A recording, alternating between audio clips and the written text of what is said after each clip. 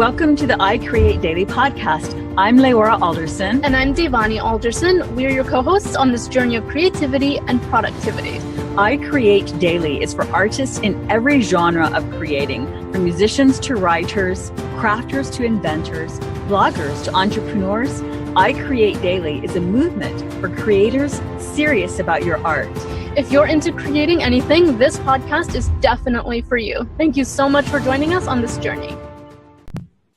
Hello and welcome to another episode of the I Create Daily podcast, a movement for creators serious about their art. And today we are doing a coffee break where Leora and I, Devani, share ideas, inspiration, tips for creators, and projects we're working on.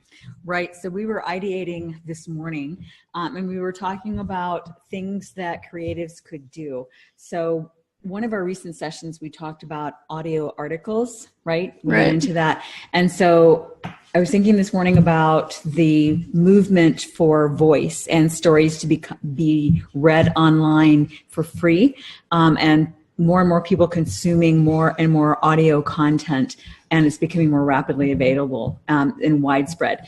So there are so many things that people can do to, especially creatives and writers and that sort of thing. Well, there's so many opportunities for every creative out there, but toward answering one of the frustrations for writers, let's say that you are a writer of children's books and you read the children's stories to your own kids or to your grandkids, then one of the things you could do is totally create a story online, a storybook time online podcast where people can hear you reading for free. Yeah. And so then over time, you would grow a following and you would be able to monetize your podcast as well as your website through advertisers and sponsorships, as well as the sales of your own books. So for instance, one of our community members is has written a children's book called, and we covered Hannah McCown in a previous mastermind session. On keywording and SEO. Right. And we still have a follow-up to do on that. But so she has written an Easter book, children's book, an Easter story. And she has an accompanying coloring book. So one of the things that she could do is add an audio file to her website and reading that for free online.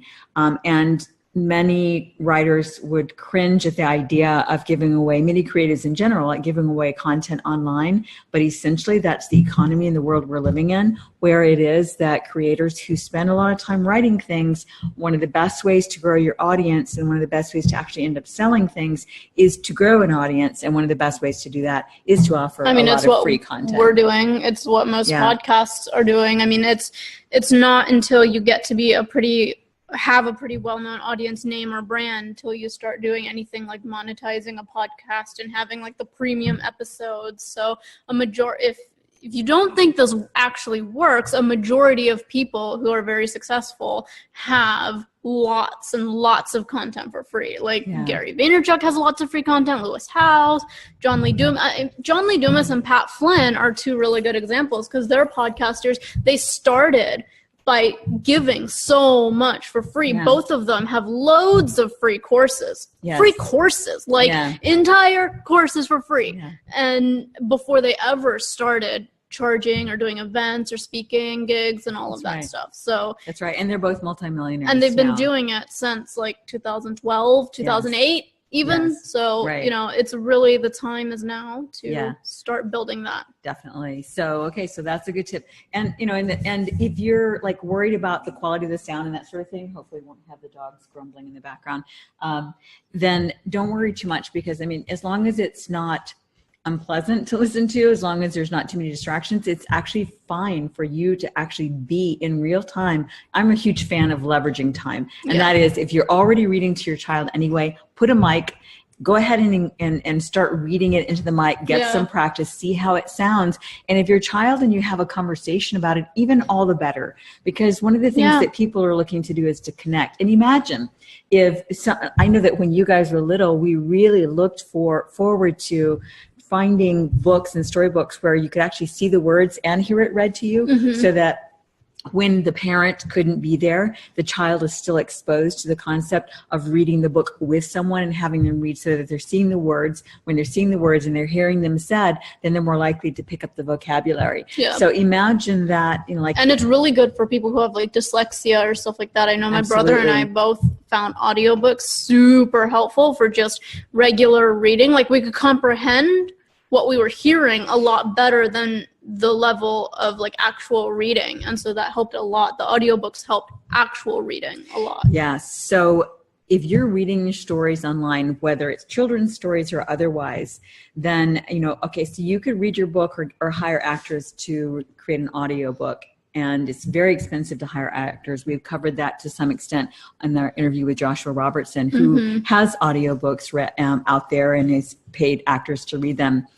You can read it yourself. It's very hard to do, and it takes time. Or you can read it yourself chapter by chapter, or a handful of pages at a time, and create it as a free Audible or audiobook on your website. So what happens then is, what's happening in the new environment for authors is the opportunity, and MIDI creators is the opportunity to earn money in some other way than the direct sale of your book. Yeah. If you think about it, I mean, especially if you have a children's book and it's inexpensive, or a novel and it sells for $2.99 on Kindle, or $4.99, or even $9.99. First of all, if your Kindle books are priced that high, they're less likely to sell as quickly. And then let's say that it's a physical book and somewhere around $10 of that, you might be earning about $5 of that when it sells.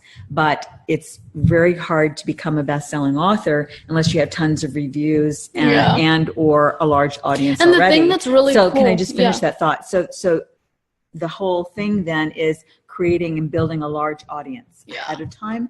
And once you have a large audience, then you can monetize not only from your book sales, but also through sponsorships. And the thing with children's books especially is that parents also still like buying the actual book, especially if it's illustrated, because kids still love thumbing through the illustrations, because it's fun, it's what they do, and it helps them read, because parents still want their kids to be able to read. And so having the free podcast, you don't have to worry as much with the production level necessarily. I mean, there are some podcasts where you still want really high production levels, but when it comes to the children's stories, you just want the child to be entertained and educated. Yes. It's sort of like those two, and it could help the sale of the actual book, because parents will still want the kid to be able to thumb through it. Yeah, and so that's right. That's a good point. And then you could also decide if the podcast is successful, you could decide to leverage the audience built through that and say, hey, I'm thinking about producing an actual audio book, and I have a link to a pre-sale, and you could almost end up, once you have a large audience, you could end up pre-selling an audiobook that would cover the production of it. So it's almost like your own crowdfunding campaign. Yeah, absolutely. And so back to, here's an example of how you could do the audio. We're using zoom.us. That's what we use to record our podcasts, the video, audio portion. They're great because they create two separate files. One is an audio file and one is a video file that you can use in multiple ways. And you can do screen sharing. We do our screen sharing through Zoom. We do our videos, our audios. So an example, let's say that you didn't want to be on the video, but you could do a screen sharing and have your book PDF up on the screen, preferably at a big font, or else zoomed in, so that the children could follow along. And let's say that you stopped to have a conversation with your child because your child asked a question or made some noises in the background that accompanied your reading and based on the story. Well, that's wonderful, right? Because whatever child is listening, they will connect so much more if they feel like they're sitting there with you in your living room with your child. It's like a campfire scenario almost. Like, it would be cool to listen to I saw when we were at Podcast Movement the other week, I saw there was something called campfire sessions or something like that. Maybe it was on Facebook. I don't remember. Sorry. Zeus is being needy over here. We saw it was something about campfire sessions. Yes, sorry. Yeah. And it was sort of like there were the sounds of a campfire in the background, and they were doing like your traditional campfire stories that you would hear at summer camp or if you're on a camping trip. And that was a really interesting, like, it's a different fun vibe. It makes you feel like you're in that scenario. And so if you have just the sound of kids in the background or every now and then exclaiming something, that's cool. I mean, it's the same as the social media live streaming. Like, our whole lives don't pause for the 5, 10, 15 minutes we decide to do a live stream. Like, we hear it all. And so it's kind of cool. Yeah, definitely. Okay, so I think that now, let's say that if someone did want to be on this screen, then, you know, you have that option. You screen share. What was the other thing we were going to talk about? Poets?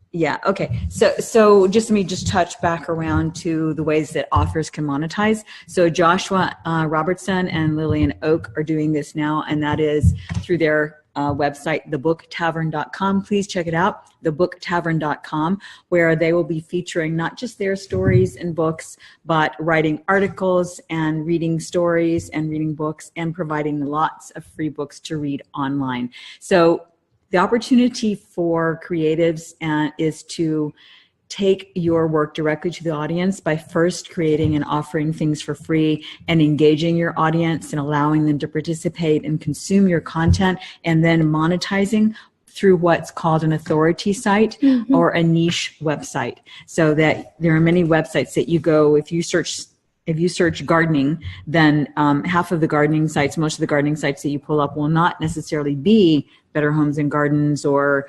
gardening.com or whatever, but rather niche sites. We have one, gardensall.com, where there are authority sites that create content, and we get paid for those sites. We earn revenue through advertising and affiliate links to Amazon, and you can do other affiliates as well.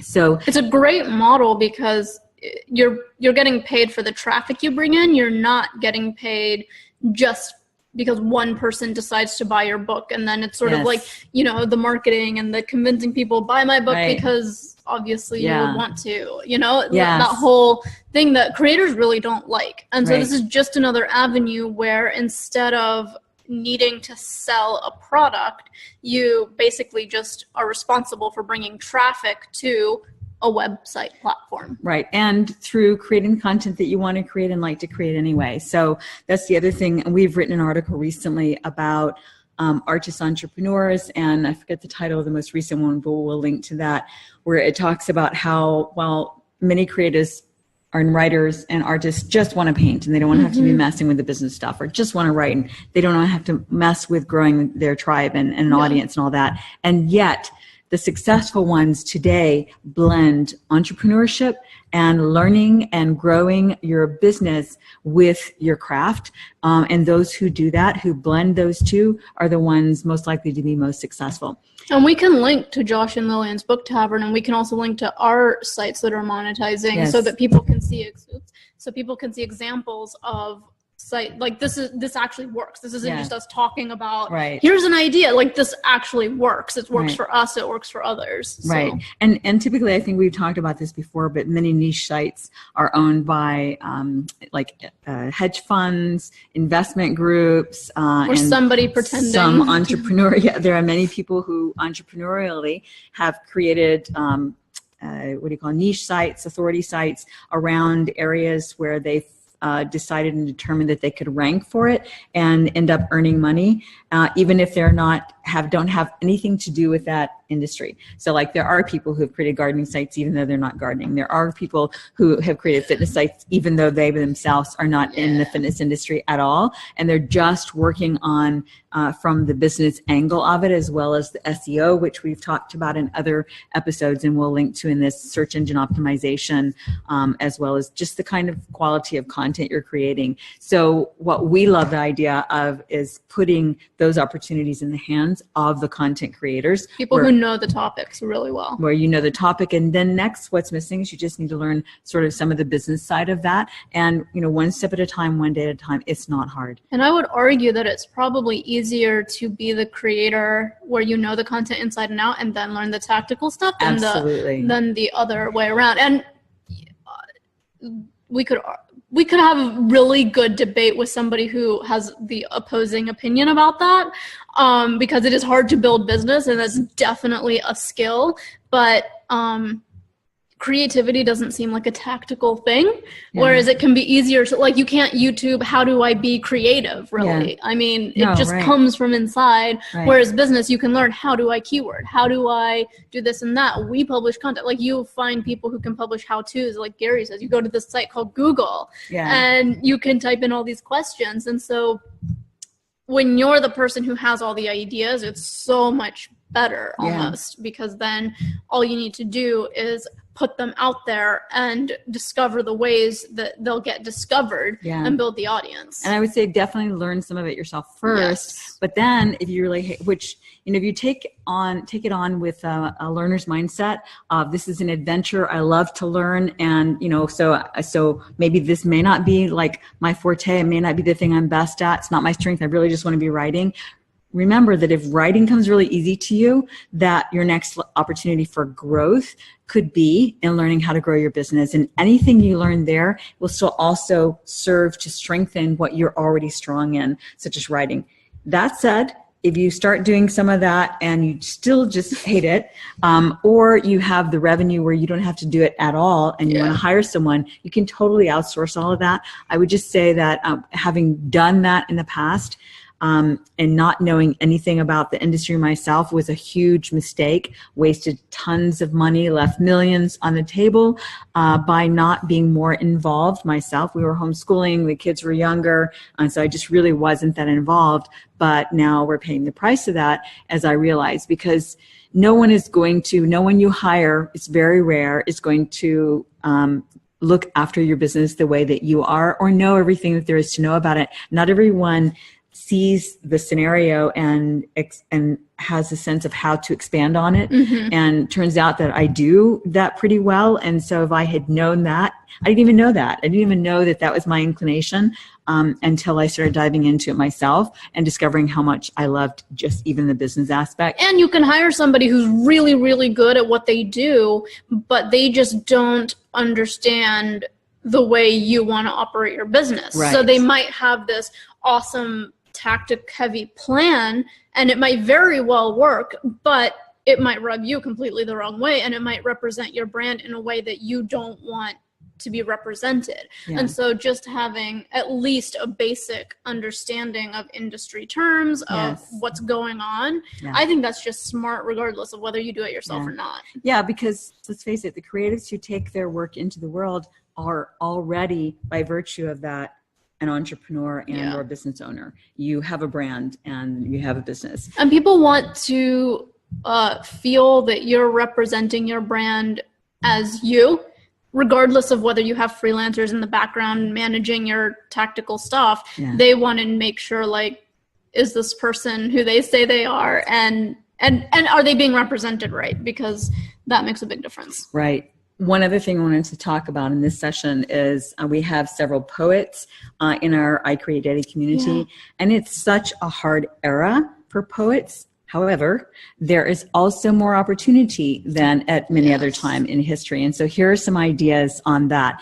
Let's say that, you know, you're a poet. Now, one of the things you can do is create memes, which we do all the time with I Create Daily. Most of our brands actually, you know, which is basically a quote, either funny, catchy, inspirational, whatever your genre is, and then on a lovely image or colorful image or whatever kind of theme you like, and then it gets shared. So these are things that get shared, and so it's a brand building thing.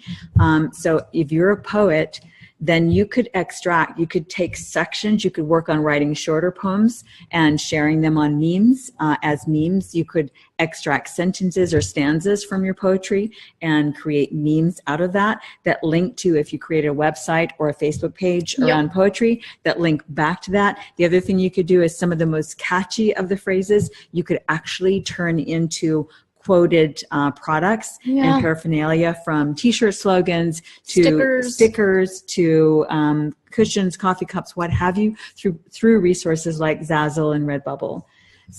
And if you don't know how to share your poetry or get it out there, I would highly encourage you to log on to Instagram and search the hashtag poetry, and then also search the name R.M. Drake. He's one of the first breakout poets on Instagram who just created like 1 million person following through just posting poetry on his Instagram, his original poetry on his Instagram. And it was like super, super simple.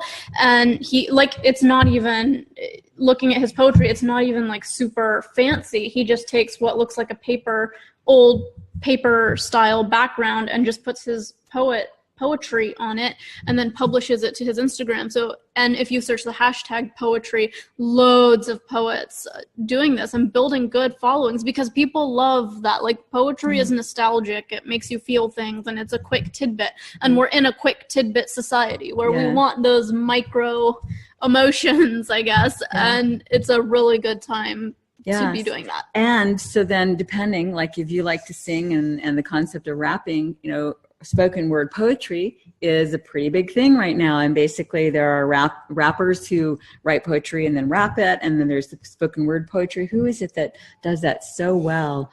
Prince A? Is it Prince A? Yeah, I think it is. Prince I think it's, I'll say his name. We'll link. Can you start looking while we'll try and pull that up before the episode's over. If not, we'll definitely link it in the show notes. So that's the other thing. Guy. Prince E.A. You're right. Prince you remembered. A. Yeah. So Ia, we don't know if he's pronounced it Ia or EA, Prince A, spelled Prince, and then the letter E and the letter A. And he does a fantastic job. Perhaps you've seen some video, and that's the other thing. He's created videos of his spoken word poetry, but you could just do audio. If you didn't want to be on video yourself, you could also do audio with lovely visuals. Boy in a Band is a really funny guy too. He does slam poetry, and a lot of his slam poetry is not necessarily around like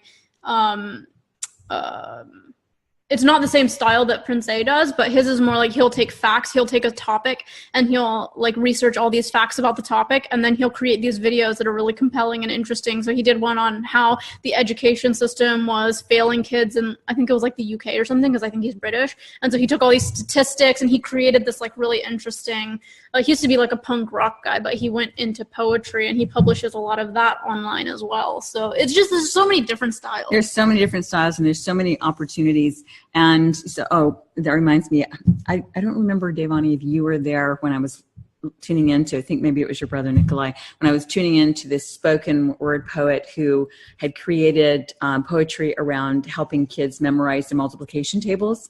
And it was really, really well done. And I vaguely remember that. Where it is that this is being used. Well, we used one when you guys were little, but it was like pretty it was just, it was rough. It wasn't, as advanced as it is now in terms of it. Like, and this lady's done such a good job that the kids just are naturally, like they go out into the playground and they're automatically reciting it because it's so catchy. It's in the cadence, and that's the thing about a lot of the rap. It's in a cadence that is natural for people to want to repeat. And it gets stuck in your head. Gets stuck in your head. That's exactly the point. Yes. So definitely, I mean, that's another thing. So even if you're not if you like poetry, if you're an educator, if you're a teacher, and there's so many opportunities to build and grow a brand by virtue of putting your creativity out in the world in those kinds of ways. Yeah, I think the biggest thing is just breaking the hurdle of being afraid to put your content out there. Whether it's a fear of your idea being stolen, whether it's a fear of rejection, which everybody has a fear of rejection, no matter how successful you are. Yeah. Like nobody likes hearing. Tell me somebody who actually likes hearing, wow, your work sucks. Like nobody likes that. Well, and also just, the fear that you're going to be judged and what have you. Yeah. And, what we know is that no one person or work or podcast is going to be for everyone. And it's just as well, you want to know early on, you want to attract those people who do like what you have and don't worry about the rest because your guys just aren't a fit, and that's okay. Yeah. That's absolutely okay.